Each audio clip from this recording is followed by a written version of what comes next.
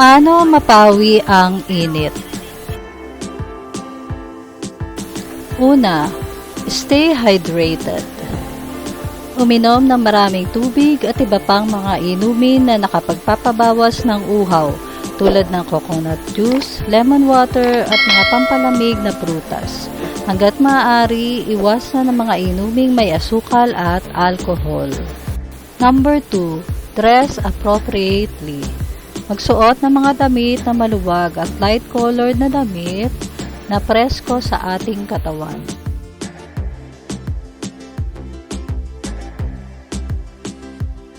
Number 3, stay indoors.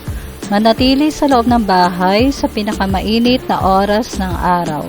Iwasan ang paglabas sa pagitan ng mga alas 11 ng umaga hanggang alas 4 ng hapon kung kailan sobra ang sikat ng araw. Number 4, use air conditioning or fans. Gumamit ng air conditioning o mga fan upang panatilihing malamig at komportable ang iyong bahay o lugar ng iyong trabaho. Number 5, eat cooling foods. Kainin ang mga pagkain na nakapagpapalamig. Magdagdag ng mga pagkain nakakapagpalamig tulad ng pakwan, singkamas, pipino at dahon ng mint. Number 6, take cool showers.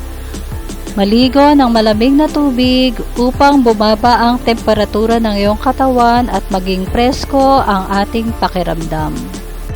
Number 7, use sun protection. Gumamit ng proteksyon sa araw. Gumamit ng sunscreen na may SPF na hindi bababa sa 30. Magsuot ng sombrero at mga sunglasses upang protektahan ang iyong balat at mata mula sa masamang epekto ng araw. Number 8, plan outdoor activities. Planuhin ang mga outdoor activity ng maingat. Kung kinakailangan mo talagang lumabas, planuhin itong umalis ng mas maaga sa umaga o sa hapon na kung kailan hindi gaanong katirikan ang sikat ng araw. Number 9, take breaks. Magpahinga ng madalas at magpahinga sa isang malamig at natatagong lugar tulad ng mall o park. And last but not the least, avoid strenuous activities. Iwasan ang mga sobrang nakakapagod na aktibidad. Iwasan ang mga aktibidad na nangangailangan ng maraming pisikal na pagsisikap, lalo na sa pinakamainit na oras ng araw. Halimbawa, kung magjo-jogging, huwag masyadong magtagal sa pagjo-jogging. Kumbaga moderate lang o tamang jogging lang.